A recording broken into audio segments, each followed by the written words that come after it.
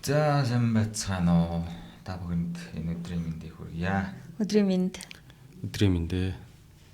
За Think Tank улс төр нийгмийн хөгжлийн нэвтрүүлэг маань энэ удаагийн дугаар за лайв хэлбэрээр шууд явж байгаа. За өмнөх дугаарууд бол ерөөсөө бас лайваар явж исэн ч гэсэн нөгөө бичлэгээ монтажлаад явуулж ирсэнээр онцлогтой. За өнөөдөр анх удаа за манай нэвтрүүлэгт за манай үдэл санаа нэгт найзууд маань оролцож байна. За өнөөдрийн нэвтрүүлэг бол та бүхэнд зар түгээсэн байгаа. За та хавханд орсон уу? Нэгдгүү сарних уу гэдэг юм сэдвэр доор өнөөдрийн энэ шууд лайв нэвтрүүлэг явуулах чинь. За тэгэхээр за миний бие бол Баатар цогт та бүхэн мэдж байгаа.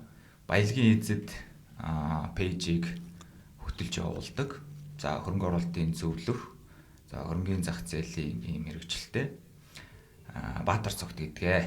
За манай Бат Эрдэнэ гэдэг энэ залуу байгаа. За Бат Эрдэнэ бол санхүүгийн менежер ийм мэрэгчлэлтэй. За 5 жилийн хугацаанд бол энэ санхүүгийн чиглэлээр санхүүгийн аналистийн ийм чиглэлээр бол туршлага оромтлуулж энэ чиглэлээр мэрэгсэн ийм залуу байгаа. За Дагийн маань за Нэгтлэн бодогч ийм мэрэгчлэлтэй бас ийм санхүүгийн хүн. За бид гурван өнөөдрийн нэвтрүүлгийг шууд энэ хэлцүүлгийг бол хөтлөн за үзэл бодол үзэл санаагаа та бүхэндээ хуваалцгаар энэ хүн нэвтрүүлгийг явуулж байна. За тэгэхээр нэвтрүүлгийн сэдэв маань бол та бүхэн хавханд орсноо гэд ингээ асуултаар хэлж байгаа тийм. Тэгээд ямар хавх юм гэд та бүхэн бас их гайхаж байгаа. За энэ хавхыг бол бид нар мэдээж нэвтрүүлгээ ямар зүйлээр эхлэх вэ гэхээр мэдээж танилцуулгаар эхэлнэ тийм үү. За тэгэхээр хавх гэдэг нь монголчууд энэ баялагийг тэгш хуваарлах за баялагын эзэд байх уу гэдэг дээр бид нэр ер нь өнөөдрийн зөв нэвтрүүлгийн гол санаагаа хэлэх гээд байна. Тэгэхээр өнөөдөр монголчууд бол нэгдүгээрт нийтлэг эрх ашгаараа зээлэнд дарлуулсан зээлийн хавханд орсон байна. Тийм үү? Хоёрдугаарт бол бид нар энэ үнийн хөрөгдөл инфляц гэдэг зүйлд бол нийтээр аваханд орсон. Энээс яаж гарахаа мэдэхгүй бид нар. За гуравдугаарт нь бол нийтээр ажилгүй байна. Залуучууд, монголчууд Монгол улсад ажиллах боломж, сайхан цалин авах, сайхан ажлын байранд би карьераа өсгөөд явах ийм боломж нь дутуу байгаагаас монголчууд гадаад руу карьер хөөж ийн, амьдрах орчин нөхцөлөө хөөж ийн, хүүхдүүдийнхээ боловсролыг тэнд олгохоор ингээд гадаад руу зогтож байна. Энэ бол бидний 3 дахь хавханд орсон ийм нөхцөл зүйл юм аа гэж. Тэгэхээр танилцуулга дээр Бат Эрдэнэ бас хэлэх зүйл байгаа бах тийм. За амар байцгаана уу. Намайг Ган Төмөрийн Бат Эрдэнэ гэдгээ. Ер нь бол Нэгтлэн бодогч санхүүгийн шинжээч мэрэгчлээ. За өнөө хүртэл ажиллаад яг мэрэгжлийн дагуу ажиллаад явж байгаа юм залуу хүн байна. За хавх гэдэг ойлголтын талаар эхлээд ярих хэрэгтэй бах тийм. Тэгээ миний ойлголтоор бол хоёр төрлийн хавх байна. Эхлээд эдийн хавх энийг одоо дөнгө гэсэн ч бас болно. Хоёрдугаар талаар оюуны сэтгэлгээний хавх гэдэг юм ойлголт байгаа. Тэгэхээр эдийн хавх гэдгийг юу гэж ойлгоод байна вэ гэхээр за өнгөрсөн хугацаанд зүгээр тууллаараа ажиглаад үзэхэд одоо групп компани, жижиг стартап гэж ярьдаг энэ компаниудад ажиллаад үзэхээр одоо хамтран ажиллаж байгаа энэ хүмүүс бол одоо эдэнд дөнгөлөгдсөн те үнэхээр ажлаа ажралтайгаар хийж чадчихэв нү нөгөө хүсэж байгаа мөрөөдлийнхөө ажлыг үнэхээр хийж чадчихэв нү гэдэг юм асуулт байгаа. Тэгэхээр яг миний зүгээр уулзсан хүмүүс хамтран ажиллаж исэн хүмүүс бол дийлэнх нь бол үгүй ерөөсөө л одоо бүгдээрээ л өөр зээлтэй яг нөгөө ажлыг ял болгож хийдэг те яг хамтраад би ч нөгөө дөнгөж ажиллаад тухайн ажлын ард гарахыг зорж байгаа боловч нөгөө хойш суугаач гэдэг юм уу те аль болох нэг юм биеийнхээ амрыг боддог ч гэдэг юм уу те яг нэг баг болоод ажиллахад нэлээд хүндрэлтэй байгаад байгаа. Тэр нь яг үнэхээр тухайн ажилтны нэг талаараа буруу сэтгэлгээний асуудал байгаа, хоёрдугаарт үнэхээр аргагүй байдалд оруулж байгаа юм асуудал бас байгаа. Тэр хүний хувьд бол гол сэтэл нь орлого тий орлогоо олоод ар гэрэл тижих ийм л зорилготой юм байгаа байхгүй. Өөрөөр хэлэх юм бол тухайн авж байгаа орлого маань өөрөө тухайн ажилтны одоо ахуйн хэрэгцээнд нь Яг анхан шатны ахуй хэрэгцээнд нь хүрж гинүү. Яг залуу хүн одоо яг өөрийнхөө гараар амьдралаа босгоо явахад тий өнөөдөр хүрхгүй байгаа. Хүрхгүй байгаа болохоор ямар арга зам байх вэ? Нэгдүгээрт одоо захиралтайгаа уулзаа цалингаа нэмэгдүүлэх юм арга зам байна. Эсвэл арай нэг өөр өндөр цалин амлсан газарт одоо ажилд орох тий ийм боломж байна. За 3 дугаарт болохоор зээл авахаас л аргагүй болж таарж байгаа байхгүй. Үр авахаас, үр зээлэнд баригдахаас аргагүй болж байгаа. Тэг яг нөгөө залуу хүний хувьд чадвар угаасаа барагтай бага байгаа шүү дээ. Шууд цалингаа өсгий гэх юм бол үгүй л гэнэ. Тэгэхээр тэрнийг одоо байрны төрөөс эдлэхийн тулд ар гэрээ одоо өөргөө авч явахын тулд одоо арга заасан өдөр хоногийг арга заасан байдлаар л үр зээлэнд баригдчих явахаас аргагүй болчих. Тэгээ энэ эдийн хавх чинь өөрөө тухайн хүний нэг дотоод мөн чанараасаа хүсэж байгаа тэр хүсэл мөрөөдөлтэй тэр үйлээ хийхэд нь өөрөө одоо саад дотгор болоод байгаа гэсэн үг. Өнөөдөр би хоолоо идэж чадахгүй байж хүсэл мөрөөдөл ярих боломжгүй болж таарч байгаа байхгүй. Суур хэрэгцээг хангаж чадахгүй болохоор эдийн хавх нь өөрөө оюуны хавх руу хөтлөөд байгаа асуудал байгаа.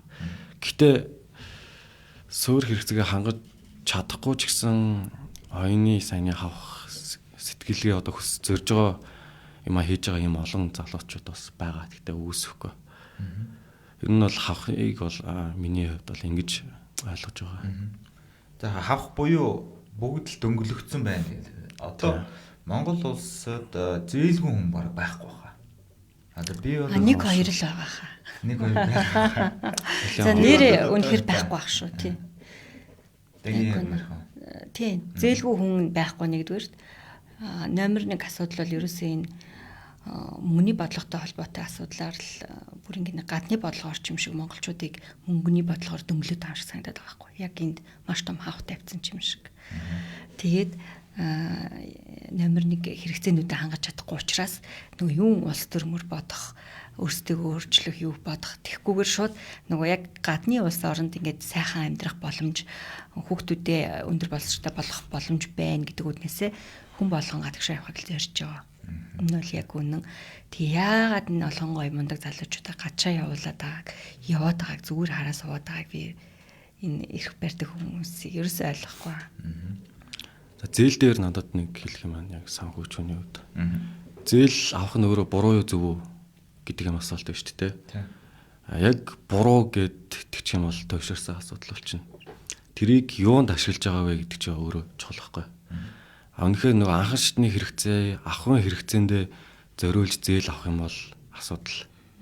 Үнэхээр нөгөө хүч зорж байгаа тэр хүсэл мөрөөдлийнхөө төлөө те одоо бизнесийн зээл ч юм уу те юм хөрөнгө босгох зүйл дээр зээл авах юм бол байж болно. Энэ бол нөгөө яг санхүү хувьд бол хөшүүрэг гэж үздэг байхгүй.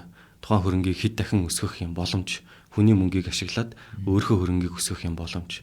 Гэтэл өнөөдөр авж байгаа зээл маань тэр хөрөнгө босгох биш зүгээр эдийнхэн төлөө. Эд хөрөнгө гэдэг чинь хоёр ялгаатай ойлголт. Хөрөнгө нь болохоор тарганы хөрөнгө гэдэг шиг өсч аривжж идэг. Эд нь болохоор эдлэгдээд бардаг, дуустдаг. Тэгэхээр өнөөдөр эдийнхэн төлөө зээл аваад байгаа нь асуудал. Өөрийнх нь одоо хөгжлийг өөрөө сааруулад байгаа асуудал байна. Тэгэхээр зээлийн хувьд бол буруу юм бол байхгүй шүү гэдгийг бол би хэлмээр байна. Тэгэхээр зээл аваад байгаа гол шалтгаан маш энгийн орлого хүрэлцэхгүй байна.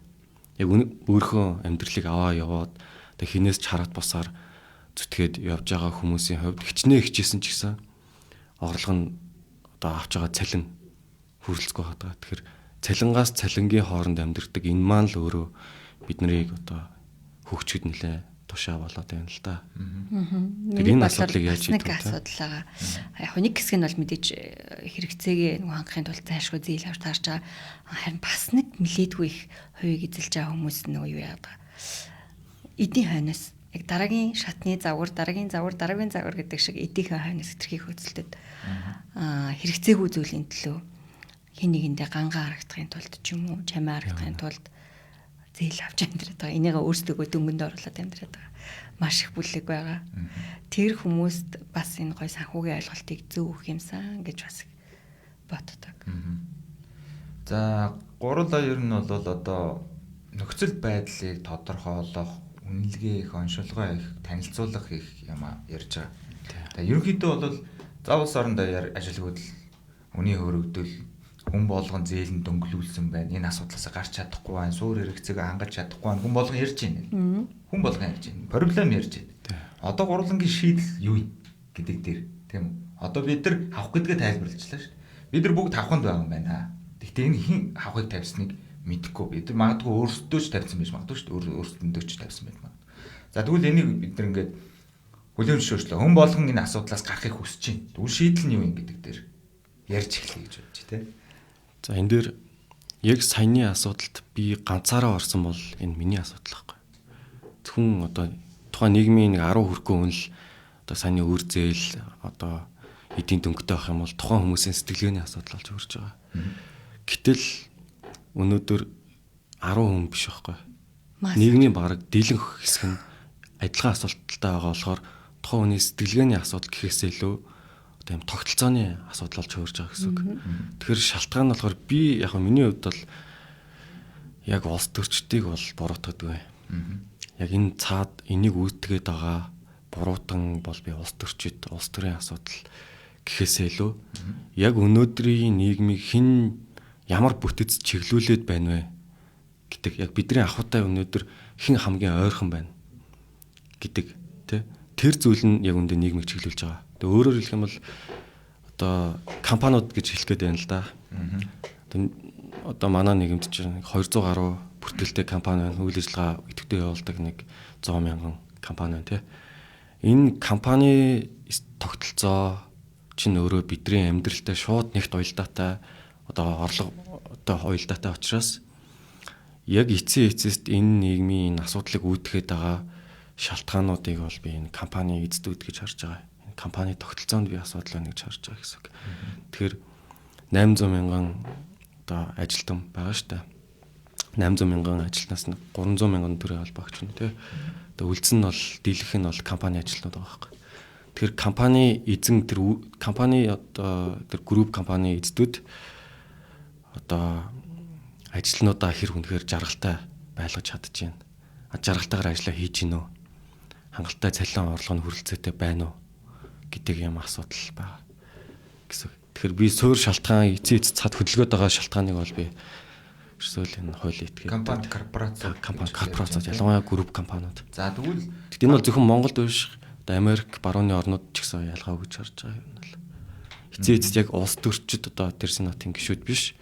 Google, Microsoft-ийн эзүүд, Apple-ийн эзүүд бол эцэн том эрх мэдэл байгаа учраас энэ нийгмийг тодорхойлоод байгаа гэж би зөвхөн хувьдаа судалж ойлгосон. Таги юу гэж бодож байна? Би бас санал нэг байна. Ер нь бол банкны эзэдүүд бүх ихэнх эрх мэдлийг аваад нөгөө гайгүй ашигтай бизнесүүдийг ихэнх нь дэмжиж явцдаг гэж хүмүүс ярьдаг шүү дээ. Энэ яг үнэн баг. Тэгээд хэтэрхийг монополдоод ерөнхийн нэг жишг тогтоогоод явдаг болов хүмүүс нөгөө жижиг бизнес эрхлэгчид жижиг дунд үйлдвэрүүд одоо хөгжих өсөх боломжуудыг том компаниуд бүгд жижиг үйлдвэрүүд хаана ашиг юу их мөнгө болоод энэ тэрийг дээрлэхэл өөрсдийнхөө үйлдвэр аж ахуйн нэгжүүдийг үүсгэн байгуулад үйлдвэрүүдийг үүсгэн байгуулад ингээд жагсаалс гаргачихдаг.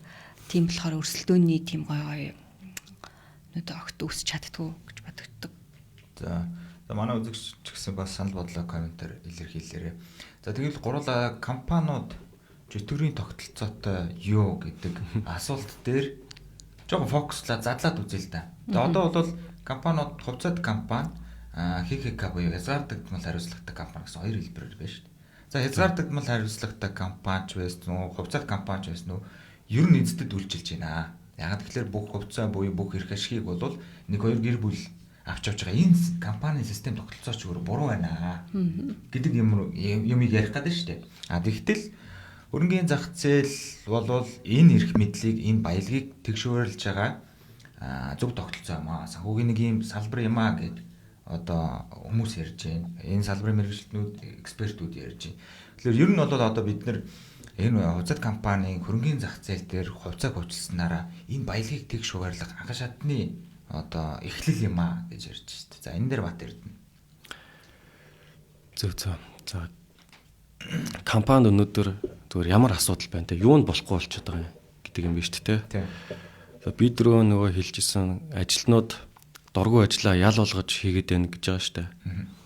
Тэгээ энэ дэр яг бодоод үзэхэд ял болгож хийх нь ч аргагүй юм байна. одоо компани одоо гүйцэтгэх захирал эзэдүүд юу хүсдэг вэ гэхээр одоо ажилтнуудаа эзний сэтгэлгээгээр хандаж юмаа хий гэж шаарддаг байхгүй. Өөрийн эмсэг бодож ажлыг хий. Ажлын ардгаар. Гэтэл яг бодит байдал дээр тухайн ажилтан эзэн болгоогүй цагт бол ямагт хүний төлөө л ажиллаж байгаа гэж хандах юм бэл. Тэ? Тэгэхээр энэ ч нэг тухайн ажилтан тухайн одоо компани ашиг орлогоос олоод одоо шийдвэр гаргалтанд нь нөлөө үзүүлээд нэг юм эзэн шиг байх юм бол жинхэнэ бодит байдал дээр эзэн шиг байж байгаа тохиолдолд л эзний сэтгэлгээг сандна өгөхөөс зүгээр нөгөө нийт ашигын нэг хэдхэн хувийг нэг цалин аваад тэ сая төгрөгийг 2 сая төгрөгийн цалин авж байгаагаараа яг эзэн сэтгэлгээр хандах ямар ч боломжгүй юм байна. За яг хөө хөрөнгийн зах зээл энэ асуудлыг шийдэх нэг гарц нь бол мөн. Гэхдээ өнөөдөр нөгөө ХХК хязгаарлагдмал хаалтай компаниуд одоо өөрийнхөө компани одоо нээлттэй болгоод одоо эзнийхээ тэр зүйлийг олон нийтэд нээлттэй санал болгож одоо ХК болгож болно. Гэхдээ яг бодит байдал дээр өнөөдөр нэг 200 гаруй ХК нар байна те. Яг бодит байдал дээр энэ том ашиг базаад байгаа групп компаниуд өөрийнхөө тэр бүтээсэн бүтээлээ бусдад хаалцах хүсдэггүй. ХК болох сонирхол бол маш бага байдаг. Тэгэхээр энд байгаа яг тэр нэг 100 мянган аж ахуйн нэгжээс нэг 200 л гэж штэ маш бага. Тэгээ 200 дотроо бас аваад үзэх юм бол нийт хавцааныхаа 20 хүртэлх үеийн л олон нийтэд санал болгож байгаа байхгүй. Тэгэхээр тэр 20 үлдсэн 80% нь бол ерөөсөө л нөгөө цөөхөн хүмүүсийн эрх ашиг бүх зүйлийг шийдээд байгаа асуудал. Тэгэл нэг тайлан байлан гэхээр тэр нөгөө жижиг хавцаа эзэмшигчийн тархийг бол яаж ч байгаа. Тэр хүмүүсийн эрх ашиг бол маш ихээр хөндөгдөж байгаа. За тэгэхээр асуудал нь болохоор энэ компаниудын эзэн 3 сая хүн байсан бол асуудал байхгүй байхгүй. Үнэхээр гол ашигыг бүрдүүлээд байгаа энэ одоо бүтээлийн эздүүд ерөөсөө нэг 10 доторх эсвэрхгүй хүмүүс л байгаад байгаа байхгүй. Тэгэхээр бид нар эцээст хөдөлмөрлөөд байдаг, ажиллаад байдаг цөөхөн хүмүүсийг л баян болгохын төлөө хөрөнгийг нь улам хариуцуулахын төлөө амьдраад байгаа байхгүй. Тэр энэ нэг асуудал байна. Гол одоо болохгүй байгаа зүйл нь. Тэгээ эсрэгээрээ ч яахаа. Тэгээ улмаар нөгөө эзэн биш юм чинь тэгэл нөгөө аргагүй ирэхэн давхуугаа тижээхийн тулд одоо ажил хийн тэ компани элсхээсээр аргагүй болж байгаа байхгүй. Тэгээ зарим нь бол гадагшаа одоо ажиллахаар явчихж байгаа юм. Тэгээ зарим нь бол нөгөө фрилансер нөгөө хувийнхаа амиг гэтэл хангалттай төвшөнд бол хүсэл мөрөөдлөхөө тэгээ ингэж зөрөгтэй шийдвэр гаргаа явж байгаа хүмүүс бол маш бага байгаа. Тэгж явхад ч гэсэн яг өөрх нь нэг хувийнхаа амиг хийгээ нөгөө жидүү үүсгээд гарганы компани явхад ч хүртэл энэ том компаниудын юу бол хөндөгддөг. Саа дотор болдог. Тэр компаниуд чинь одоо гарганы компани жидүүгээ явахад чинь хамгийн дөрөнд тулгардаг асуудал ч өөрөө санхүүжилтийн асуудал баг.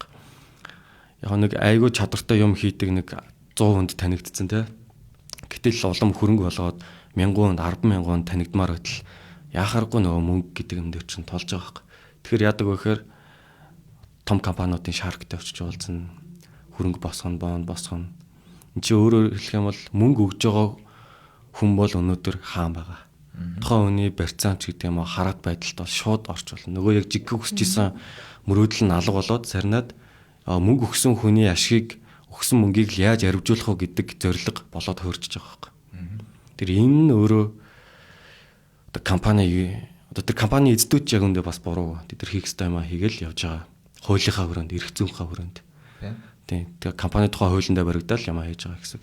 Тэр энэ зүгээр нэг хүний одоо групп компани асуудал биш. Ерөнхийн нэг компани юм тогтолцоотой холбоотой асуудал учраас энэ тогтолцоонд нь бий асуудал байна гэж хэлж байгаа юм. Тийм. Тэгээ одоо яг олон улсад хэрэгжиж байгаа энэ хувьцаат компани, хөрөнгийн зах зээл, компанийн засаглал гэдэг чинь бол хамгийн л одоо сүүлийн үеийн шийдэл шүү дээ. Тэгэхээр бидний зорилго бол хүн болгон яаж энэ баялагын эзэн болох вэ? Энэ баялаг гэдэг чинь бол энэ бүтээмж, улс орны газар доор байгаа одоо юу гэдгийг ашигт малтмал үйлдвэрлэл бүх юм орох гэдэг шүү дээ, тий. Тэгэхээр энэ дээр яаж бид нэр өөртөө эзэн шиг эзэн байх вэ гэдэг зөв системийг бүрдүүлэх вэ л гэж. Тэгээ хүндрэлтний хамгийн бодож олсон хамгийн зөв зүйл бол компани засаглалыг хөгжүүлэх, хөрөнгийн зах зээлийг хөгжүүлэх, за дээрэс нь хоршоол гэдэг зүйл орж ирж байгаа. Ийм л да. За тэгээд үндэсний үйлдвэрлэл хоёр дахь асуудал орж ирж байгаа. Үндэсний үйлдвэрлэл манад яагаад өгчихгүй? Хөгжүүлэх сонирхол алгуу гадны янз бүрийн бодлого энд нөлөөлж гин үү? Эсвэл дотоодын бидний өөрсдөө чадахгүй байна уу? Боловсрал нэмгэн байна уу? Төрийн бодлогоор дэмжихгүй байна уу гэдэг асуудал төр. Яг ер нь бол маш олон асуудал байгаа. Одоо бидний ээж аавын үед бол бүх үйлдвэрлэл хөгжиж исэн. Бүр шүдэнзээ хүртэл хийдэг, бүр шилээ хүртэл үйлдвэрлэждэг гэсэн мэлээ шүү дээ. Тэг бүх үйлдвэрлэл хөгжиж болж исэн, бүх хүн ажилтай, орлоготой байж болж исэн тий. Тэгэхэд яг тэр нөгөө 90 оны арчил гарч ирээд бүх хүмүүс үйлдвэрүүдийг хувааж аваад бүх тоног төхөөрөмжүүдийг зараад бүх хүн ажилгүй болоод тэгэл одоо бүх ном одоо хүмүүсийн түүхээс уншдаг шүү дээ бид нар. Тэгэхээр энэ бол нэгдүгээрт энэ том эрх мэдэлд гарсан хүмүүсийн хувийн эрх ашиг маш их нөлөөлсөн гэж бодож байгаа. Үйлдвэрүүд байхгүй болох, устгаж үгүй болоход. Хоёрдугаарт мэдээж гадны тэр улс орны бодлого бас нөлөөлсөн байгаа. Гуравдугаарт монголчууд өөрсдөө амар тийм хүлцэнгүй чадваргүй хөгжихийг хүсдэггүй ард түмэн болоо гэж бодогдсон шүү дээ. Тэмцээгүй яагаад ч юм үйлдвэртэй болох нь. Жишээ нь аж үйлдвэрийн яам гээд 2000 хэд онд лээ 2000 оны дундор байгуулагчсан айгүй цөөхөн жил ажиллаж хагаад арчилсан намууд татан богчж байгаа хгүй. Аж үйлдвэржилтийг яагаад дэмжихгүй байгаа улс орон даяараа.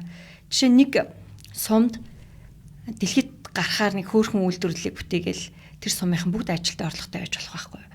Тэр ашгийг тэр үйлдвэрийн ажилчдад жиг туваарлдаг ч юм уу. Жинхэнэ нэг хувьцат компани журмаар тий. Тэгээ тэр сумынхан тэр чигтээ орлоготой хөгжил сайтай байх боломж бүрэн байгаа. Монголд бүх юмыг үйлдвэрлэх боломж байгаа. Тэгтэл одоо хүртэл үйлдвэрчлэлтийг огт хөгжүүлэхийг хүсдэггүй тий. Импортын юмыг л илүү их одоо авч хэрэглэхийг чухалчлаад байгаа юм уу? Яаж юм бодлогоор хөгжүүлэхгүй юм шиг санагддаг. Үйлдвэрчлэлтийг. За тэгээд хүмүүсийн бол мэдлэг чадвар бол одоо хангалттай хөгжиж байгаа гэж ойлгож байгаа. Гадагшаа яваад дотгошоо суралцдаг, гадны мэрэгчлэтнүүдийг авчирч үйлдвэртэй ажилуулдаг бүх боломж нийлдэхтэй байгаа. Гол нь энэ төрийн бодлогынхаа хүрээнд л нэг тийм жижиг хаалтууд байт юм болов уу гэж ойлгодог. За миний хувьд бол үндсэндээ хоёр шалтгаан байна. За нэг асуулт урангаар нь хөгжихийн тулд юу төлөхөц болох юм бэ? Тэ? Хөгжил гэдэг чинь юу юм бэ? Тэг хөгжихийн тулд бол яах аргагүй нөгөө хүндрэлтний бодож олж ирсэн мөнгө санхүүтэй холбогдож таарна. Мөнгө гэдэг чинь өөрөө дугуй байхгүй юу? Урагшаа ахиулж идэг хөдөлгөх хүч гэсэн үг. Тэгэхээр өнөөдрийн одоо үйлдвэрлэгч одоо жидүү тэ үндэсний хамыг хийж байгаа явж байгаа юм хүмүүст бол мөнгө хэрэгтэй. Санхүүжилтийн асуудал бол номер 1 асуудал болдог. Яг тухайн нэг түрүү хэлсэн нөгөө нэг бүстэй нэг чанартай юм хийгээд танигдчихдаг. Олон масс төргийхээр тэнд чинь тоног төхөөрөмж хэрэгтэй. Олон хүмүүсийг ажиллагаал цалинжуулах хэрэгтэй. Бас урсгал засварууд гарна. Энэ бүх зүйлийг санхүүжүүлэхийн тулд ерөөсөө л мөнгөтэй шууд холбогдно гэсэн. Тэгэхээр санхүүжилт олгох одоо санхүүжилт татах энэ тогтолцоо нөрөө одоо хомигдмал яг жидүү сам ангаас ингээл олгоол явж байгаа тий банкны систем байгаа. Гэтэ өнөөдөр яг төрөөс олгож байгаа тэр сам маань үнэхээр хурж чадж байгаа үү тий. За энэ бол дараагийн асуудал. Хоёрдугаарт банкнаас санхүүжилт босгож байгаа зээл авж байгаа. Банкны зээлийн их усэр маш өндөр, өртөг өндөртэй. Шууд баг банкны барьцаанд орж байгаа. Гуравдугаарт болохоор яг бонд эдэр босгоод хөрөнгөний зах зээл дээр гаргаж таарна. Тэг хөрөнгөний зах зээл дээр гаргана гэдэг чинь өөрөө одоо тодорхой юм үе шатаа давчсан. Одоо төлөвшсөн компаниуд л гаргадаг болохоос биш. Дөнгөж одоо санаагаа хэрэгжүүлээд нэг хэдхэн бүтээгдэхүүн прототип туршаа явж байгаа энэ компаниуд бол боломжгүй байдаг. Эсвэл яг шаркуудаас те том компани эзэдүүдтэй уулзаж одоо санхүүжилт осож болно. Ингэснээрээ ерөөсөө айлч санхүүжилт авсан тэр төрийн санхүүжилтээс босод айлч санхүүжилт авсан өөрөө өртөг өндөр хараат байдал яг жиг мөрөж байгаа тэр зүйл рүү н анхаарал хандуулах боломжийг өөрөө хаачдаг. За нэг юм асуудал байгаа. Хоёрдугаарт яах аргагүй чадварын асуудал байгаа. Үнэхээр би энэ хувцас маш гоё хийдэг, чанартай хийдэг тийм ийм хүмүүс байгаа. Энэ хүмүүс бол нэг цөөхөн хийдэг хувцасыг чанартай гэдээ олон нийт гаргаж болж. Гэтэл юм үйлдвэрлэл байгуулах компани хууль этгээд болно гэдэг чинь зөвхөн үйлдвэрлэл биш байхгүй. Бас санхүүгийн зохион байгуулалт, татварын тайлан тушаан, олон нийтэд бүтээгдэхүүнээ яаж хүргэх вэ, маркетингийн асуудал байна, тэ? Одоо одоо хүний нөөц хүнээ яаж татах вэ чинь тустай юм нарийн мэрэгчлүүд тахгүй. Гэтэл өнөөдөр яг ганц одоо үүсгэн байгуулсан тэр бүх одоо бүтээгдэхүүнээ өөрөө хийдэг хүн саяны нөгөө нарийн мэрэгжлийн асуудлуудыг бүгдийг өөрөө хийгээд байгаа байхгүй. Тэнгууд нөгөө чанаргүй олон юмнууд би болно бүтээгдэхүүнийхэн чанар нь алдагдаж эхэлнэ те. Хүн хүч хүрлцэгээ болж эхэлнэ. Тэгээд тэрэндээ тэр олон ажлуудаа түүртээд гол юмдаа анхаарал хандуулах чадваргүй болоод юун цаашаа хөгжих те. Сэтгэл зүйд маш юм дарамттай болж эхэлж байгаа байхгүй. Энэ нь бол нэг үндсэндээ ийм хоёр асуудал байгаа учраас л үндэсний үйлдвэрлэл хөгжихгүй байгаа гэж би хувьдаа ойлгож байгаа. За одоо тэгвэл үндэсний үйлдвэрлэлээ яаж хөгжүүлэх вэ? Тэгээ үндэсний үйлдвэрлэл дээрээс нь баялагийг тэгш хуваарлах зөв системийн шийдлийн талаар яриа тэ. За би ойлгож байгаагаар бол ингэх гээд байна. За би бол хөрөнгөний зах зээлийг илүү их дэмждэг хүн. За оршууллыг бол илүүтэй үндэсний үйлдвэрлэл за энэ малчтын өдөө орнуудыг дэмжих үйл ажиллагаанд бол энэ хамтын хариуцлага гэдэг зүйлийг бол бид нэр хэрэгжүүлэх хэрэгтэй байна.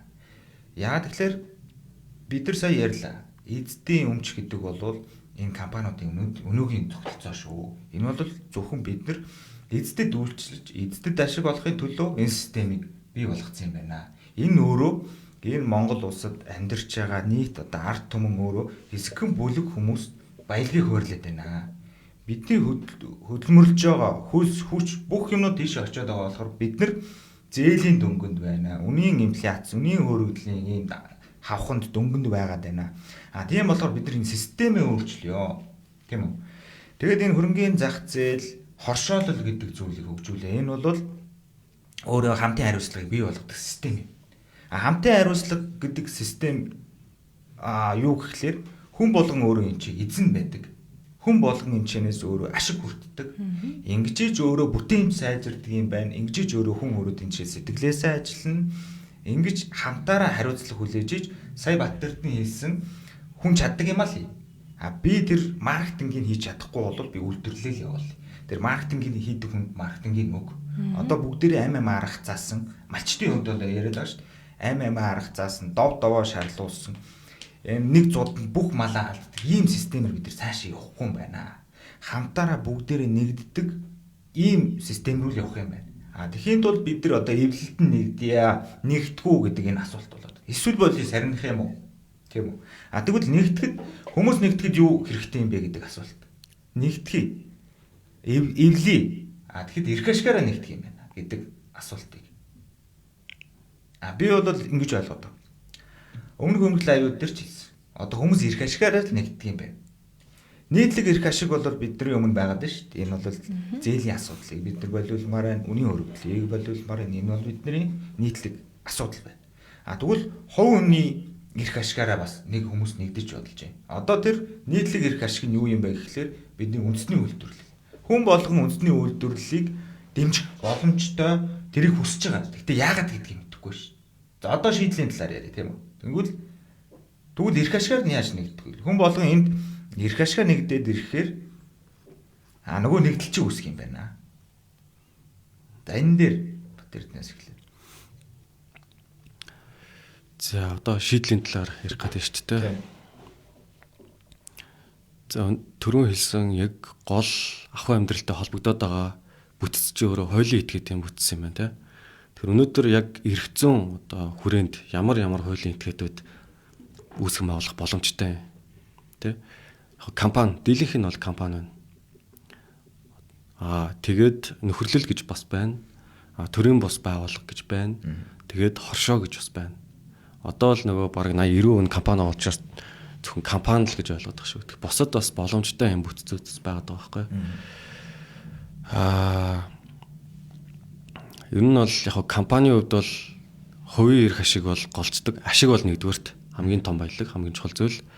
Төрийн бус байгууллагаар зөвхөн явъя гэх юм бол нийтийн эрх ашиг бол нийтийн нийгмийн сайн сайхны төлөө явж байгаа боловч яг нөгөө санхүү ашиг гэдэг зүйл чинь бас хэрэгтэй байхгүй. Тэр энийг болоо хэрэгтэй болчдөг гэсэн үг. Тэнгууд одоо тэр хүмүүс чинь төрийн ТБ-бэнэр болохоор үйл ажиллагаа явуулахын тулд хандив босгодог ч юм уу те. Хандив цуглуулна гэдэг чинь өөрөөс доктортой биш. хүний мөнгөийг зүгээр аавна гэдэг чинь бас жам болсон юм байхгүй. Тэгэхээр энэ хоёр одоо нийгмийнхаа төлөө ч явдаг, тэгсэн хэрнээ ашигаач болдог энэ зүйлийг би үүтгэж байгаа бүтцэн нь бол яхаарахгүй одоо хоршооны бүтцэн байна гэдгийг бол би сүүлийн жил гаруй хугацаанд судлаад мэдээд байгаа юм. Хоршоогоор хоршоо бол яг ашиг бол олно. Гэхдээ хүмүүсийн одоо нийтлэг эрх ашигын төлөө явах юм боломжтой. Сүүлд 21 онд хууль нь шинжлэгдэж найруулагдсан байна. Энэ дээр маш аятайхан боломжтой заалтууд бол шинээр орж ирсэн. Тэр энэ одоо хуулийн хүрээнд хоршооны хуулийн хүрээнд бол одоо үнэхээр энэ нийгмийг одоо өөрчлөх бас бүрэн боломж байна гэж би хараад байгаа. Гэтэ энэ зөвхөн бусад улс орнуудын хувьд ч гэсэн хоршооны системээр хөгжсөн улс орнууд бас байна. Яг үн чанартай одоо Швейцар, тэ Солонгос, Япон бид нар сайн мэддүүл болохоос биш. А яг бид нар ч гэсэн яг үндэ хоршооны системээр өмнө нь бас одоо зохион байгуулалтанд ороод хөгжүүлж чадчихсан байна. Яг тийм 90 оноос өмнө яг үндэ цаана социализм, коммунизм гэж байгаа боловч үүсгэж исэн тэр хөдлөж исэн систем нь яг хоршооллын систем байгаа даахгүй. Бид нэг сургалтанд соход бол тэр ах маань тэгж хэлсэн яг нэг нэгдэлтэй. Яг хоршоол юм л. Одоо тухайн үед бол тий хоршоо гэхээр зөвхөн өрөө орон нутагт хэрэгждэг эсвэл малчтын ийм орсон хүмүүс сайн ойлгохгүй юм билээ тий хоршоо гэдэг. Бид нар сайн нэг ярьлаа шүү дээ. Хувьцаат компани гэдэг бол ХХК гэдэг бол зөвхөн эздэд үйлчилдэг систем байна. Энийг баялагийг тэгш хуваарлахын тулд бид нар хөдөлмөрлөж байгаа хүчээ ашгаа тэнцүү хуваахын тулд ямар систем хамгийн зөв хөлбөр юм бэ гэдэг талаар яриад байгаа. Тэгэхээр хоршоо гэдэг бол одоо бидэрт байгаа хуулийн этгээдийг бизнесийн бүлэглэл үүсгэх тэгээд энд ашгаа зөв хуваарлах эзний сэтгэл хүн болгон эзний сэтгэлгээтэй байх энэ зөв хөлбөр юм байна гэдгийг л хэлэхгүй бол одоо хоршоо гэхээр зөвхөн за нэг орон нутгийн юм яриад эхэллээ шүү гэж ойлгож иж магадгүй үзэгчд энэ бол хоршоо бол орон нутагт хэрэгжиж болно. Улаанбаатар хот нийслэл бүх бизнесийн төвшөнд энэ хоршоог ашиглаж болно. Яагаад гэвэл энэ баялагийг тэгш хуваарлах зөв системийн талаар л ярьж байгаа шүү. Яг үнэ. За. Тий. Яг эзэдийн төлөө гэдэг компанид гэж эзэдийн төлөө байх ёстой. Гэтэ цөөхөн үний биш байхгүй компани. Тий. Гол асуудал нь тэнд байгаа. Тэгээ түрүүний яриагаа үргэлжлүүлэхэд яг нөгөө социализмын үед бид нар маш олон үйлдвэртэй ахуйн хувьд бол хангалттай тусгаар байж чадж ирсэн байна. Бусад тэр нийгмийн шин чанартай асуудал дараагийн асуудал шүү дээ. Тэгэхээр яаж үүсгэсэн бэхээр ерөөсөө нөгөө хоршооны систем юм байлаа. Тэрийг өнөөдөр зүгээр яаж буулгах вэ гэдэг дээр асуулт байгаа. Тэгэхээр миний санаа болохоор одоо үндэсний үйлдвэрлэгчид чанартай өөрөө хийж чаддаг юмаа л бүтээгдэхүүнийхээ чанарт л анхаарлаа хандуул гэж байгаа. Бусад нөгөө нэг дэмжих салбарууд байгаа шүү дээ. Маркетинг, хүний нөөц, одоо санхүү, логистикийн асуудал. Тэгэхээр энэ хүмүүстэйгээ одоо хамтарч ажиллаад миний хувьд бол их санхүүгийн чиглэлээр бол нэг овоо гайгүй үнцнээ өгөөд туслаад явчих болно. Үнэхээр хамтарч ажиллая гэсэн юм байх юм бол яг санхүү талаас яг маркетинг талаасаа тий олон нийтэд хүргэх юм туршлагатай багууд бас байна. Тэгээ энэ дээр хамтарч ажиллах ер нь бол гол сонирхол байна гэсэн үг. Ирээд бас уулзаад яаж яах вэ хүү гэдгээ бол ярихад бол нээлттэй. Би тэгэд нөгөө анх яг энэ хоршоог судлах шалтгаан нь болохоор ер нь бол нөгөө судрын клуб гэдэг клубээрээ нэгдсэн залуучууд байгаа байхгүй юу. Судрын клуб гэдэг нь болохоор гэрлийн өрөөнөөс гаргадаг үг дээдсийн одоо үг түүхийг судалдаг, уншдаг залуучууд л гэсэн ер нь түүхэндээ шимтсэн түүхээ маш их судалдаг, сонирхдаг. Тэгээд энэ үг дээдсийн одоо энэ амьдарч исэн арга ухааныг судалдаг, уншдаг, шүтдэг, биширдэг хүүхдүүд л гэсэн үгтэй залуучууд их ингэ байгаа. Тэгээ би тэгэд ер нь яг бие биендээ хэрэгтэй ямар юм зөв шийдэл байж болох вэ гэдгийг судалсаар гадна хоршоо гэдэгтэй танилцаад тэгээд энэ хөг ижил гэдэг нэртэй хоршоог байгуулсан ба. Ер нь бол яг Батэрдэн маань анхыг санаачилсан. Тэгээ энэ талаараа илүү их одоо жилийн хугацаанд маш их судалгаа хийсэн ба. Тэгээд энэ хоршоог үүсгэн байгуулсан. Тэгээд ер нь хоршоо маань орсон гишүүн болгондоо айгүй олон ач тустай юм билээ. Зүгээр жирийн хэрэглэгч гишүүн байсан ч тэр хүнд маш олон талын ач тустай. Үйлдвэрлэгч гишүүн байсан ч ашиг тустай. Тэгээд эхний ээлжинд бол бид нар зөвхөн Монгол брэндүүдийг гоё үндэсний үйлдвэрлэлээ хийдэг ялангуяа гоё эцэг өвгдөөсөө бүр эртнээсээ хүн болго хэрглэж исэн юмнуудыг одоо орчин үеийн рүү оруулсан гой бүтээлүүд маш их шүү хүмүүс хийдэг болсон. Сүүлийн үед хүмүүсийн уур ямар гой хөгжсөн. Тэр хүннийг 13 дугаар зууны үед хэрглэж исэн гайхалтай гой бүтээлүүдийг нь илүү олуулаа монголчууд хэргэлдэг болох юмсан гэдэг хүслээрээ ер нь бол хоршоо аюу зөв юм байна. Хоршоогоо дэмжиж гэж зорж байгаа. Ийм л залуучууд аа гэсэн үг. За тэгээд хөг ижил хоршоо байгуулагдлаа. Тэгээд бид уруусаа ярьсан хоршоо бол одоо баялагийг тэгш хуваарлах, ард түмэнд баялагийг тэгш хуваарлах, ард түмний хөлс хөдөлмөр хөлсийг зөв урамшуулах ийм систем ээ. Тэгээд бүтээмжийг бий болгох, ялангуяа үндэсний бүтээгдэхүүн төр бид нар бол бокслж байгаа. Энд бол гадны импортын юм уу ямар нэгэн бүтээгдэхүүн бид нар дэмжихгүй. Энэ бол цаагаараа бол бид нар өөр өөрсдөө хөрөнгө оруулъя. Энэ хөрөнгөө дотроо эргэлдүүлъя. Бид нар ганц тулгараад байгаа асуудал бол ерөөсөө хөрөнгө оруулалтын асуудал байхгүй. Тэгэхээр биднэрт бол боломжууд байна. Ямар боломжууд гэхээр хөдөө аж ахуйд, газар тариаланд за өөрсдийн гараар уралж байгаа ерөөсөө л энэ Монгол хүн уралж байгаа, хийж байгаа бүтээгдэхүүнийг дэмжие л гэдэг ийм зорилготой энэ хөгжил хоршоо байгуулсан. За эндээ бол бид нар бүтээгдэхүүн нийлүүлэгчдийг урьж байна. За хэрэглэгчдийг урьж байна. Энэ бол 3 зарчим барьж байгаа тийм. За 3 зарчмын талаар бол Батэрдэн дэлгэрэнгүй ярих баг. Гэхдээ би энэ дээр сэрүүлэхдээ бол хоршоо бол төгс хэлбэр гэдэг дөрөв хэлсэн. Одоо ингээд хоршоо байгуулагдлаа. Энэ хоршоондоо бэлтгэн нийлүүлэгчдийг Монголд үйлдвэрлэсэн бүтээгдэхүүн, бүтээлтэй энийг одоо энэ баялагын эзэнтийн шугамар сүлжээгээр зарж борлуулж, энэчнээс нь бүгдээрээ ашиг хүртдэг. Ийм системийг бий болгох талаар бид нар ярьж байна.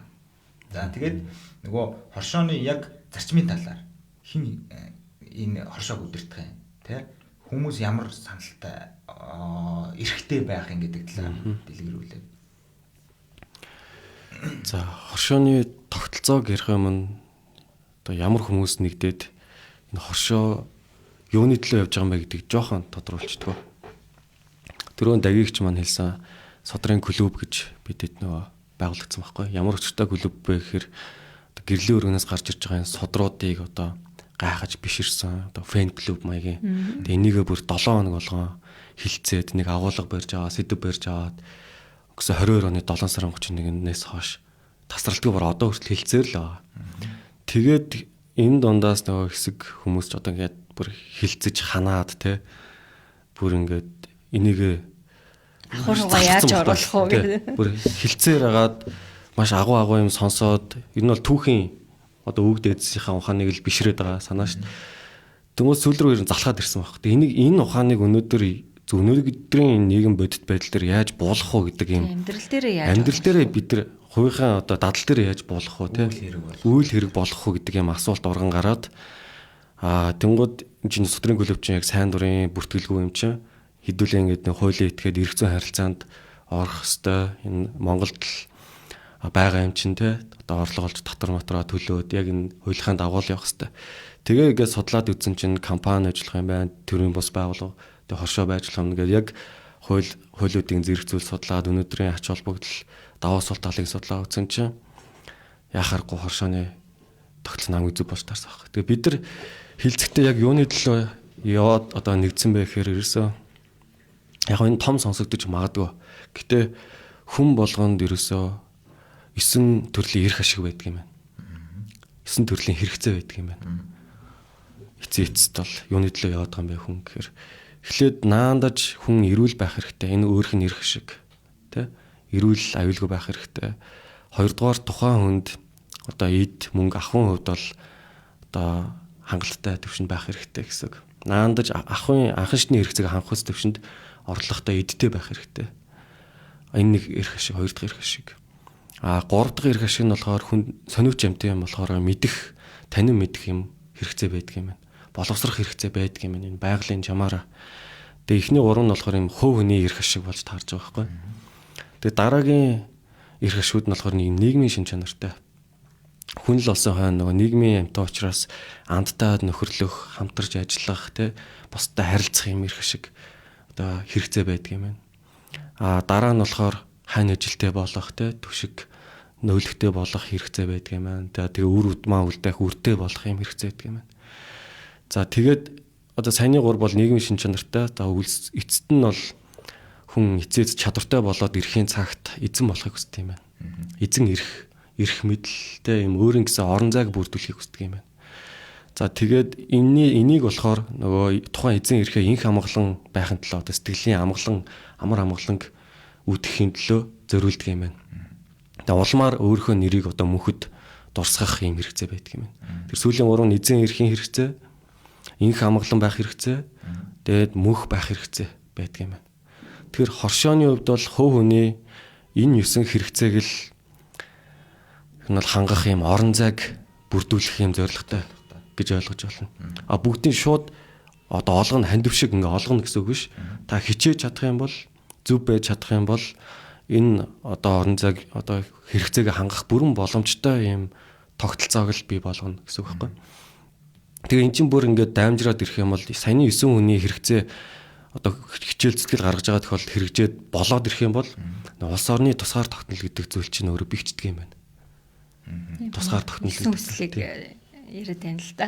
9 хүсэл бид нар монголчууд 9 хүсэл гэж ярьдаг. 9 цагаан хүсэл нь биелэх болтгой гэдэг агуулга чинь саяны агуулга юм байна гэж би хувьдаа ойлгосон байхгүй. Тэгэхээр энэ 9 хүсэл одоо биелэх орон зай бүрдсэн цагт нөгөө 5 тусгаар тогтнол гэж байна. Одоо тусгаар тогтнол гэдэг зүйлийг дотор нь ингээд 5 ангилаад байгаа байхгүй.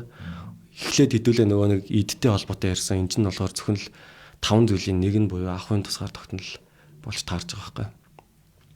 За тэгээд үлдсэн 4 нь болохоор одоо тархины тусгаар тогтнол. Тэгээд соёлтой холбоотой хүн нөгөө мэдэх боловсрох хэрэгцээн дээр үндэслээд. За тэгээд нөгөө ёс жаягтай нөгөө энэ олон тархиуд ч өөр гэсэн үзэл бодолтой тий энэ хүмүүсийг нэгтгэхийн тулд нэг хэм хэмжээнд барих шаардлагатай болд юм байна.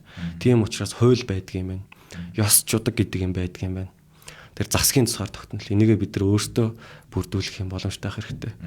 За тэгээд орон зай хөлийн тусгаар тогтнол тий одоо хувь өндөр ч гэсэн юм байртай болохыг хүсдэг, эрүүл орон зайтай байхыг хүсдэгтэй адилхан улс орны хувьд ч гэсэн юм хилтэй өөрөн гэсэн газар нутагтай байхыг хэрмэлцдэг. Одоо улмаар тэр орон зайдаа өөрийнхөө үр удмаа үлдээж тий одоо мөнхөд байх юм цусан тусгаар тогтнол. Энэ 5 зүйлийг л хангачих юм бол тухайн улс орон мөнхөд орших юм боломжтой гэж би ойлгоод байгаа. Тэр хоршооны хувьд бол энэ хэдийгээр том юм боловч эцсийн зорилго нь бол саяны хувь хүний 9 хэрэгцээг нь хангах орон зай. Тэгээ улмаар улс их орондоо энэ улс их орны тусгаар тогтнолыг л бэхжүүлэхэд тодорхой хувь нэмрийг л оруулах эцсийн зорилго байгаа гэж ойлгож байна. За яаж те саяны би яг хоршоо яагаад байгуулагдав гэдэг талаас нь ярьлаа шүү дээ. За одоо яг яаж хийх юм бэ? Саяны 9 хүслийг 9 хэрэгцээг яаж бий болгох юм бэ гэхээр одоо энэ бүтээмж байгаа цагт хөгжил дэвшил яригддаг юм байна. Нэг ч хүний бүтээмж.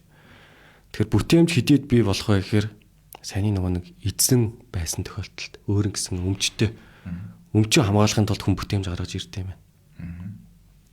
Тэгэхээр хоршооны хувьд бол элсэн гишүүн болгоно эзэн болгох юм боломжоор хангаж байгаа гэсэн үг.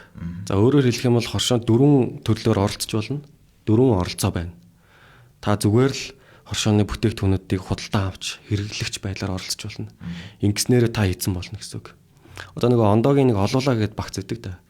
Олуулаа багцыг эзэмшиж байгаа тохиол тухайн одоо ондоо гэдэг компани хувьцааг эзэмшиж байгаатай адилхан хоршооны бүтээгдэхүүнүүдийг авах юм бол үнийн дөнгөний 10% нь хоршооны хувьцаа эзэмшигч одоо хувь нөлөөсөө хөрөнгө дээр нэмэгдэж явна гэсэн үг. Тэгээд эцсийн үндэ эзэн болсноороо нөгөө хоршоо чинь ашигтай ажиллаад эхлэнгүүд нөгөө ноогт ашиг тарахад нэмэртэй улмаар эзэн болсноороо шийдвэр гаргалтанд нь саналаа өгөх те өөрийнхөө багийг бүрдүүлэх юм одоо болцоотой болчихж байгаа хэрэглэгч байснараа. За хоёрдугаарт болохоор бүтээгдэхүүн нийлүүлдэг хүн байх юм бол өөрийнхөө бүтээгдэхүүнүүдийг хоршоогоор дамжуулж борлуулж болно. Ингэснээр бас эзэн болох боломжтой гэсэн үг. Яаж эзэн болох вэ гэхээр одоо тухайн бүтээгдэхүүнүүдийн зах зээлийн үн вэ шүү дээ. Зах зээлийн үн тэгээд хоршоонд нийлүүлэх хоршооны хэрэглэгчдэд хүрэх үн гэдэг юм 2 үн байгаа. Зах зээлийн үнээс доогуур өгж байгаа тэр үнийн зөрүүн өөрөө хувь оролцоон дээр нэмэгдэнэ гэсэн үг. За жишээлх юм бол одоо 100,000 төгрөгийн хувцс хийдэг хүн зах зээлийн үнэтэй хувцс хийдэг хүн байлаа. Хоршооны гишүүдэд 80,000-аар зарах юм бол 20,000 нь тухайн эзний одоо бэлтгэн нийлүүлэгчийн хувь оролцоон дээр нэмэгдэнэ гэсэн үг байхгүй. За ингэж нэг оролцож болно. За 3 дугаарт болохоор хөдөлмөр оролцоогоор одоо ажил хийгээд яг тогтмол цалин гэдэг ойлголт бол энэ дээр байхгүй. Цалин ажилтан гэдэг ойлголт бол энэ сэтгэлийг бол аваа хийчих хэрэгтэй. Хөдөлмөр оролцоогоор бүтээгдэхүүн байхгүй ч гэсэн тодорхой ажлыг гүйцэтгээд энэ хоршооны эзэн болоод хөдөлмөрөө үнэлүүлээд явах боломжтой. За дөрөвдүгээрт одоо их санхүүгийн оролцоо байж болно. Тодорхой хөрөнгө оруулалт хийгээд те тэргээрээ хувьцаа эзэмшигч болоо явах юм боломжтой гэсэн. Тэгэхээр анханасаа эзэн болгох энэ боломжийг нь эхний ээлжинд бол олгож байгаагаараа ер нь бол хамгийн том давуу талтай байна. Тэгээд ингэснээр одоо би талах хийдэг хүн, та хувцс хийдэг хүн те. Одоо би хямдхан өөрийнхөө талхыг 1000 төгрөгийн 2000 төгрөгийн талхаа 1500-аар өгснөөр ямар давуу талтай. Тэгэхээр би таны хувцсыг эсэргээрээ хямдхан бас аваад байгаа юм. Тэгээд энэ чинь нөгөө нэг саяны бидний хамгийн чухал нөгөө инфляц, үнийн хөрөгдөл гэдэг ийм асуудлаас бид нар ангиж ирчихэж байгаа гэсэн. Би өөрийнхөө бүтээгдэхүүн хямдхан өгсөн ч гэсэн өөр бусад бүтээгдэхүүнүүдийг тогтмол хямдхан үнээр авах боломж үүсчихэж байгаа. За бүтээгдэхүүн гэдэг чинь зөвхөн бит зүйл биш те. Боловсрол, сургалт өөр юу байдаг. Энэ бүхэн өөр оюуны хөрөнгө идэх чинь өөр бүтээгдэхүүн. Эрүүл байх одоо дасгал юмнууд орж байгаа те. Тэгээ хоршоонд. Тэгээ хоршооны хувьд бол нэг юм 5 салбар байгаа. Бид нэг 5 багт хуваарлагдаад үлээж байгаа гэсэн. За эхлээд болохоор махан үйлдвэрлэл бүтээгдэхүүн юм хийдэг хүн байж болно. Им баг. За тэгээ боловсрал хариуцсан те боловсрал сургаалт хүний нөөцийг чадахжуулах баг. За 3 дугаар талаар яг санхүү бүртгэл хариуцсан баг байна те. За 4 дугаарт яг юм маркетинг олон нийтэд түгээх ийм зорилготой баг. За 5 дугаарт болохоор ангаах ухаан те эрүүл мэнд хариуцсан ийм баг. Тэгэхээр өөрөөр хэлэх юм бол би талах үйлдвэрлэх юм бол бусад одоо эрүүл мэндийн үйлчилгээ, боловсролын үйлчилгээнүүд те хямдхан авах юм боломжтой болж ирж байгаа гэсэн ийм цогц одоо экосистем гэж ярьдаг ийм тогтолцоо л гэж ойлгоно гэсэн. Зөвхөн яг нэг үйлд бол баригдахгүй гэсэн. Суур зарчим нь бол юм байна. За хэн шийдвэр гаргах юм бэ гэж те.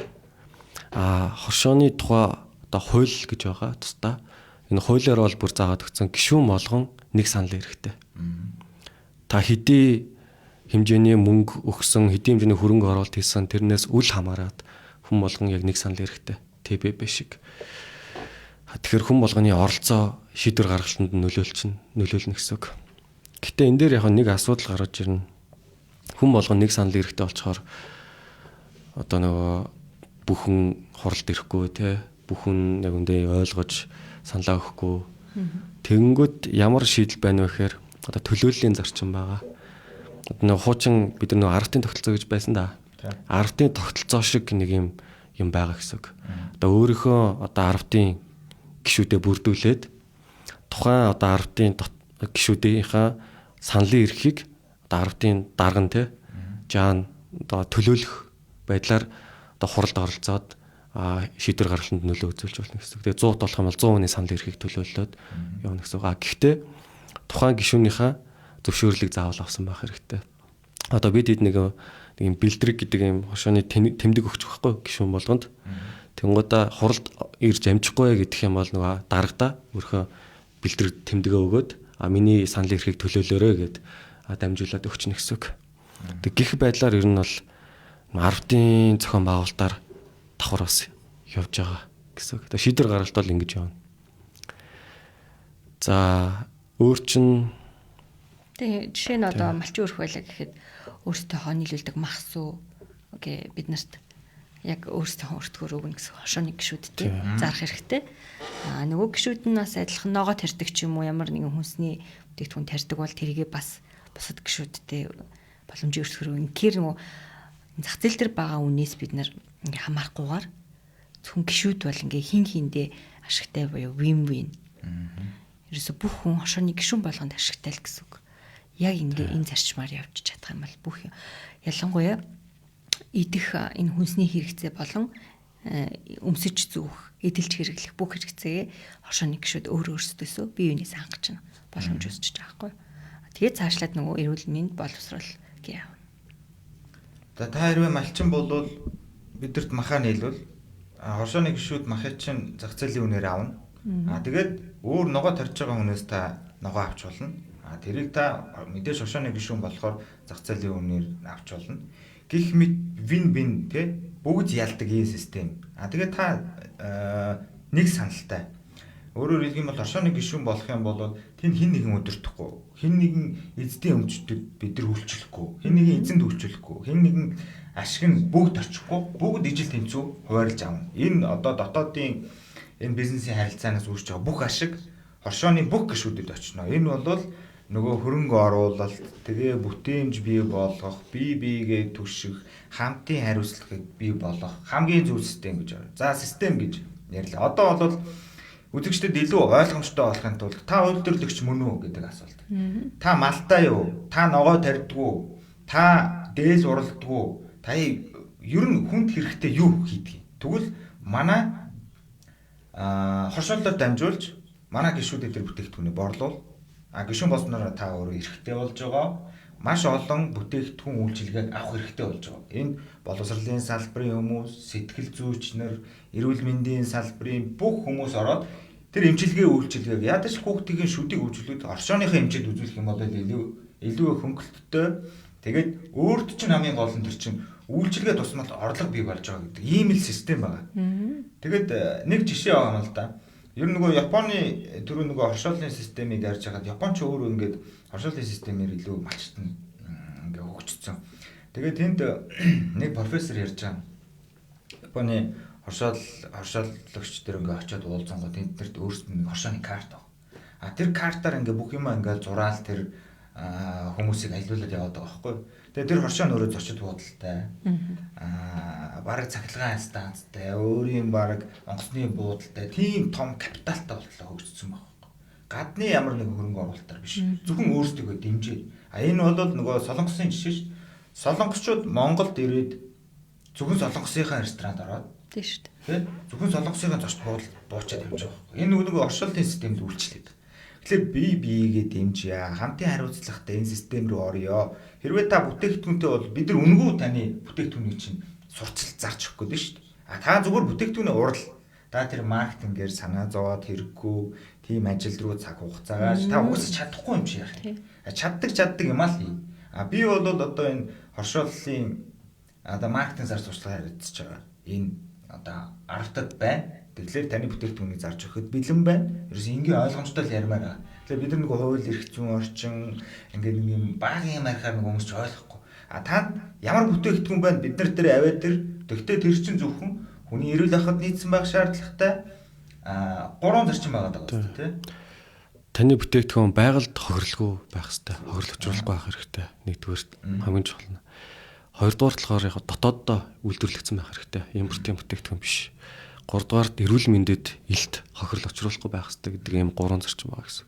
За тэгээд энэ 3 зарчмаа хангацсан түүхийн эдэн Монголоос нийлүүлдэг бүр сайн.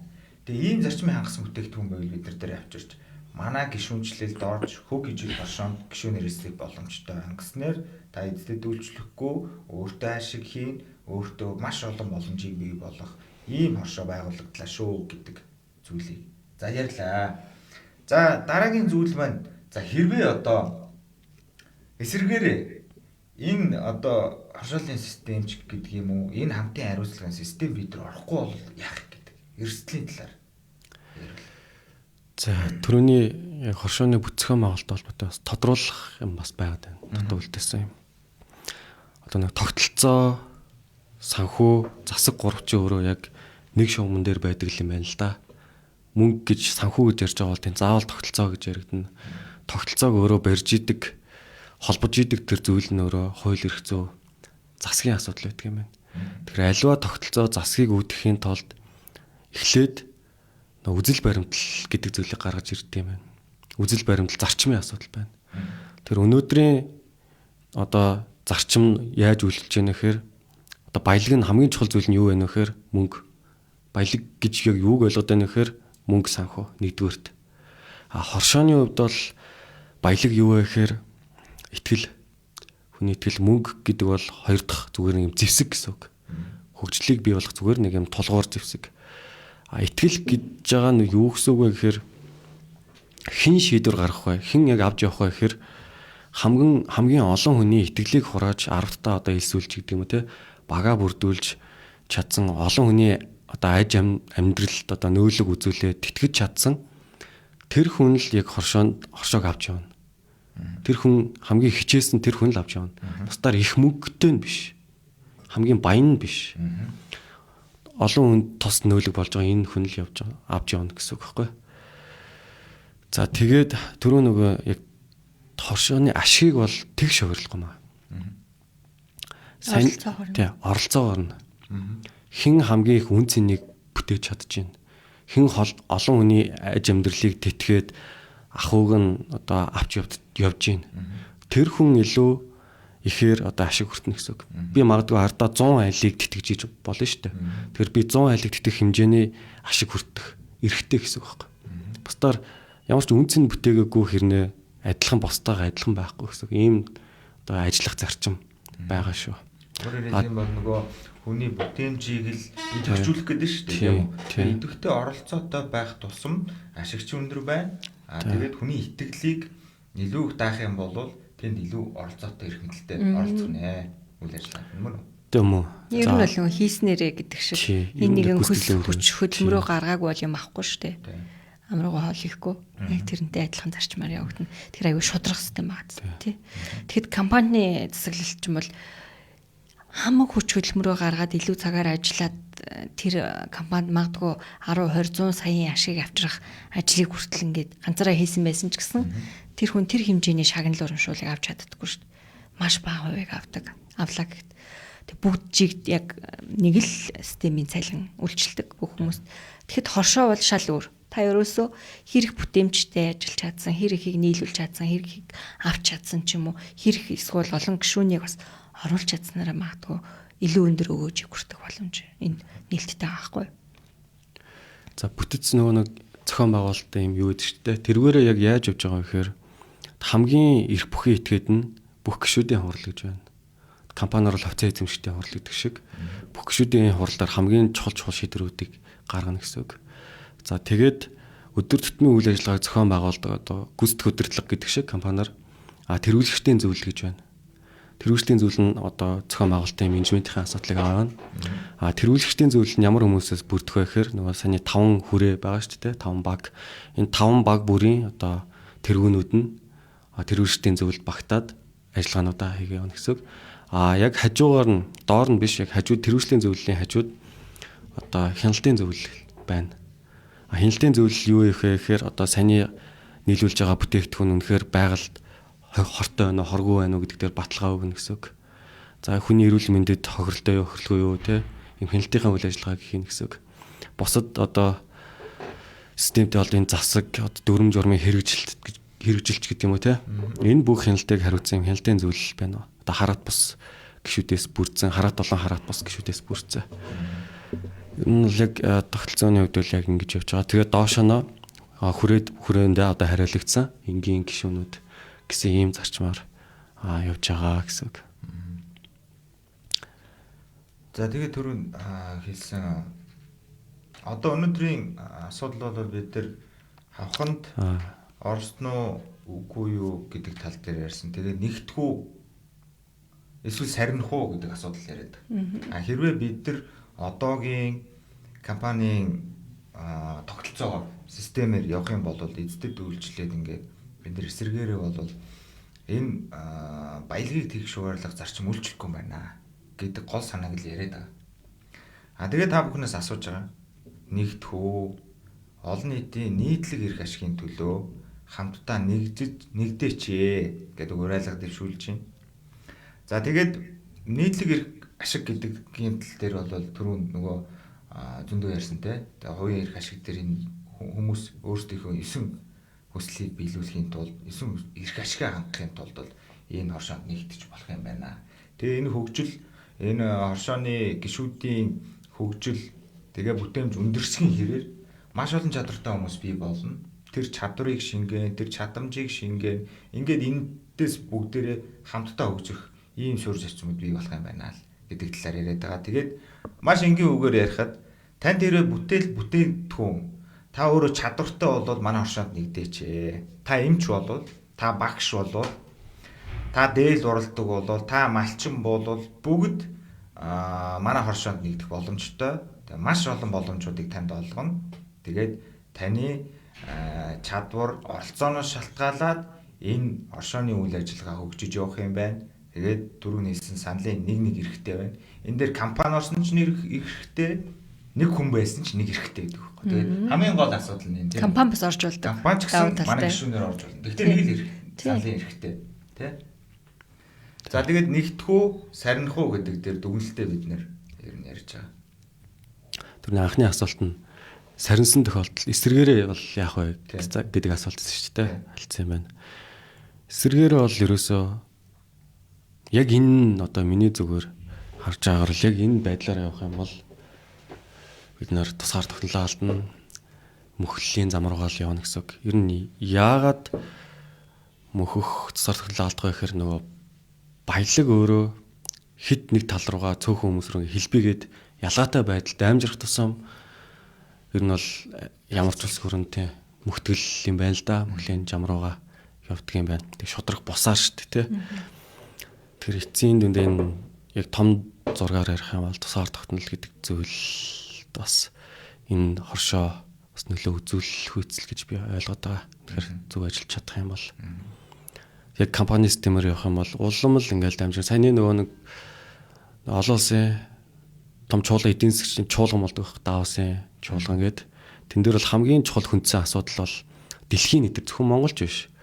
Дэлхийн нийтээрээ энэ баялагын одоо тэгш бус одоо ялгаатай хувирлалт бол гол асуудал болж байна гэдгийг бол хэлээд байгаа байхгүй. Том эрдэмтэд өөрсдөө. Тэгээ яаж гэдгээ мэдэхгүй байгаа мó эсвэл мэдээд зөрүүд тэгээд байгаа мó мэдэхгүй. Тэр энэ зүйлийг л шодрог байлгах үүднээс одоо хичээл зүтгэх тийм орон зайг нь хангаад тийм тэнцвэртэй байж байгаа юм бол нэлээд их оронд бол нэмэртэй болоо л гэж би бодож байна. Тэгээд түрүүний тэр санаан дээр чинь нэмж хэлэхэд ер нь капитал гэдэг бол хөрөнгө. Тэгээ хөрөнгө нэг тал руугаа их төвлөрөөд ирэхээр хөрөнгөтэй болсон, капиталтай болсон хүн яад юм гэхэлэр ерөөсөө эрх мэдэлтэй болохыг л би боддог. Тэр капиталаараа улс төрийг худалдаж авдаг. Яг байна. Бизнесийг авдаг. Одоо ерөөсөө авсан байгаа нь тодорхой байгаа дээ шүү дээ. Яг өнөөдрийн Монголын жишээн дээр бол. Тэр өнөөдрийн Монголын жишээн дээр тийм л болоод байгаа. Тэгэхээр бид нар нөгөө энэ капитал чинь нэг газар төвлөрөх тусмаа энэ нийгэмч өөрөө 2, 3, 4 тал болоод ингээд алцаад байгаа. Одоо нөгөө хит ингээд нэг хэсэг нь хит баян, нэг хэсэг нь хит ядуу. Энэ хоёр цаг руугаа ингээд уллам ингээд яваад байгаа хгүй энэ хоёрын зарлууга. Тэгэхээр энэ бол хинд охиролтой юм гэхээр бүх хүмүүсийн бүх хөвгт холбоотой монголчуудын үр удамд л охиролтой. Өнөөдөр яг энэ компани эзэд, баялагын эзэд хожоод байгаа юм шиг бүгдийг аваад эрх мэдэлтэй байгаа чадаад байгаа юм шиг хэрнээ энэ хүмүүсийн хүүхдүүд ч гэсэн бидний өөр хүүхдүүдмүүдтэй ирээдүйд хамт л нийгэм болоод амьдрах байхгүй юу. Тэгэхээр энэ нийгмийг бид нар ерөөсөө хамтдаа л нөгөө зөвхөн өнөө маргаашийнхаа амьдралыг биш өнөө маргаашийнхаа аз жаргалын төлөө биш 9 үеийнхаа үлдэх өөрөө хүүхдүүдийнхаа яг амьдралын төлөө өнөөдөр нэгдэх хэрэгтэй байгаа байхгүй юу. Компани эзэд бол дэндүү тийм нөгөө өнөө маргаашийнхаа зөвхөн эд баялагын төлөө, шунлын төлөө амьдраад байгаа л гэж би хэлмээр байна. Ямар ч одоо арт иргэд улс орныхоо эрх ашиг боддоггүй. Тэгэхээр энэ за яг тэр хүмүүсийн зөвлөл ахaltaа уусаа тийм л тогтолцоо өнөөдөр үйлчилж байгаа юм чинь. Тий. Тэгэхээр энийг хэн эвдэх хэвтэй? Яг та бид энийг үзэж байгаа, сонсож байгаа бүх хүмүүс энэ тогтолцоог эвдэх боломж байгаа байхгүй юу? Нэгдсэн тохиолдолд. Тий, нэгдсэн тохиолдолд. Өнөөдөр өөрийнхөө төлөө биш, өнөөдөр идэх амруугаа ороод нөгөө очноор гарах хоолныхоо төлөө биш, яг үлдэх өөрөө хүүхдүүдийн төлөө аягүй гоё зөв нийгмийг үлдээхийн төлөө бүх хүмүүс нэгдэх хэрэгтэй л гэж хэлмээр байна. Тэгтээ нэгдэхдээ бид нар эрх ашигаараа нэгдэх юм байна. Эрх ашиг гэдэг бол түрүүний хэлсэн 9 ийм бидэрт эрх ашиг байна. Тэгээ түрүүний хэлсэн эрүүл мэнд, боловсрол гэдэг ахуйн гэдэг. Бид нар одоо бол нөгөө ахуйн хэрэгцээ, суур хэрэгцээ бүрдээгүй болохоор бид нар дөнгөлүүлчихэд байгаа байхгүй. Бидэрт байр байхгүй, байрны зээл авах гэж хамаг мөнгөө тавьдаг. Тэгээд тэр байрныхаа зээлийг төлөх гэж 40 жил хэдэн жилч мэдгүй явах. Одоо тэгээд нөгөө байрны зээлээсээ хэд дахин илүү мөнгө төлж авч байгаа шүү дээ. Ер нь бол олон жилийн дараа. Боловсролгоод байдаг, хөгжгөөд байдаг. Тэгэхэд бид нар нэг юм дөнгөлүүлчихэд байдаг. Тэгээ энэ болгоно энэ чөтгөрийн тойрогноос бид нар гарьяа. Ингийн тулд бид нар нэгдэх ёстой. Нэгдэл гэдэг нь зүгээр нэг үнэт зүйл дээр Монгол улс гэд нэгдэждэг юм байна. Бид нар эрх ашгаараа нэгдэх юм байна. А тэг хүн болгон чадвартай, хүн болгон өөр өөрөөс нь чадамжтай. Тэрүүгээрээ л та онцгоор. А тэрнээс ч та худалдаа хийх гэдэг хүн бол худалдаандаа л ор. А та ур бүтээл хийдэг хүн бол тэрийгэл урал. Тэгээ энэ чадвараа бүгдээрээ нийлүүлээд хамтдаа хариуцлагаар энэ хоршоонд нэгдяал гэдэг зүйлийг ярьж байгаа. Тэгээ нийгэм цаашдаа ингээд иймэрхүү байдлаар явах юм бол тэгш бус боловсрал эзэмшиж нийгэм хоёр туйл руу хит ингээд явна. А хоёр туйл руу хит явах тусам нөгөө иргэний мөргөлдөөн ийм аюул үүснэ. Нөгөө үндэсний аюулгүй байдал нөлөөлнө. Тэгэхээр ирээдүйд бид нар сайхан нийгмийг бүтээх гэж байгаа бол ирээдүйд бид нэр хүүхдүүдээ Монгол улсыг хүчрхэг байлгах гэж бол бид нар эвтэй байх ёстой, нэгдэлтэй байх ёстой. А тэхийн тулд бид нар эрх ашгаараа нэгдээ. Энэ эрх ашгийг хувилбар бидний санал болгож байгаа зүйл бол хоршоо юм байна. Энэ хоршоонд бүгдээрээ нэгдээ. Ингээ хөв ижил хоршоо байгуулагдлаа. Ингээ бүгдээрээ нэгдээрээ. Тэгээ энэний хамгийн анхны ажил бол бид нар өөр өөрсдийн хийсэн бүтээгдэхүүнийг зарж эхэлье. Борлуулж эхэлье. Гишүүнээр хэлсэчээл гэж байгаа. Тий. Давчхондоо. Одоо бүтээгдэхүүнөндөө ороод ирэх юм бол яг санхүүгийн асуудал бол амьд ядаргаатай байдаг байхгүй. Энгийн хүнд бол татврын тайлан тушаах, санхүүгийн тайлан тушаах. Тэгээ тэргээ гоё мэдээлэлтэй зэгцтэй харгах те дата база бүрдүүлэх. Энэ ч өөр юм өдөртгөн гол одоо арга механизм гэсэн үг. Тэгэхээр энэ дээр нь миний хувьд бол одоо бүрэн тусалцаа үзүүлэхэд бол бэлэн нэгтлэн бас манад байгаа. Хоёр мэрэгсэн нэгтлэн байгаа. Аудит ч гэсэн хүн бас байгаа гэсэн. Тэгэхээр энэ дэмжих салбар бол биднэрт байна. Та харин бүтээгдэхүүнүүдээ одоо хамгийн гол нь чанартай хохирлогоо бусад хүмүүст хохирлогоо байгальтай хохирлогоо үйлдвэрлэж чадах юм бол одоо боломжтой л гэсэн. Өөрөөр хэлэх юм бол яг хоршооны гишүүд чинь өөрөө таны хувьд нөгөө зах зээл байхгүй хэрэглэгч байхгүй. Тэр хоршооны гишүүд олон болох тусам зүгээр бэлэн зах зээл рүү те авъя гэсэн хүмүүс рүү нэг амар айхтар хүчин чармаалт гарахгүйгээр бүтээгдэхүүндээ л анхаарлаа хандуулж байгаа юм бол одоо чинэлэг болох бүрэн боломжтой юм байгаа гэсэн.